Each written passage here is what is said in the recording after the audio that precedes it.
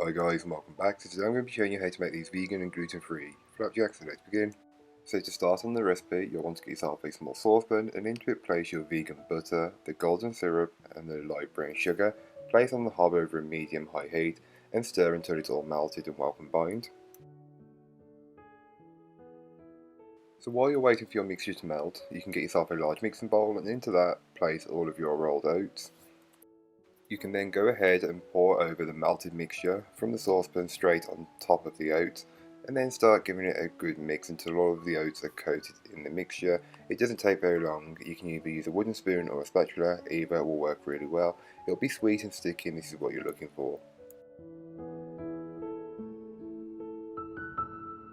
Then you can transfer the mixture into your lined 8-inch square tin. I'm just lining mine with some parchment paper, but feel free to butter it up if you want to, or whatever works best. Once you've got the mixture all in the tin, you'll just want to spread and level it out as best as you can using your spatula or whatever else you're going to use. Then you can place this in your preheated oven and bake off. All of the information you need will be in the description down below. Here are what the flapjacks look like when they are fully baked and cooled. You'll just want to run a palette knife down the edge just to loosen it from the side of the tin. Then you can cut it up.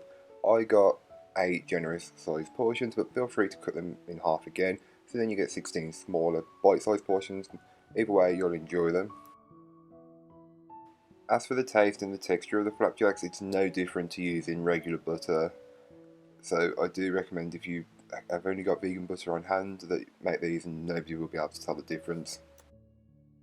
So thank you so much for watching. I hope you enjoyed. If you did, don't forget to like, comment and subscribe for more from me, and I'll be back again next week with another bread video, so join me then. In the meanwhile, don't forget to check out the links in the description. There'll be my social medias and my blog post. Until next time, bye guys.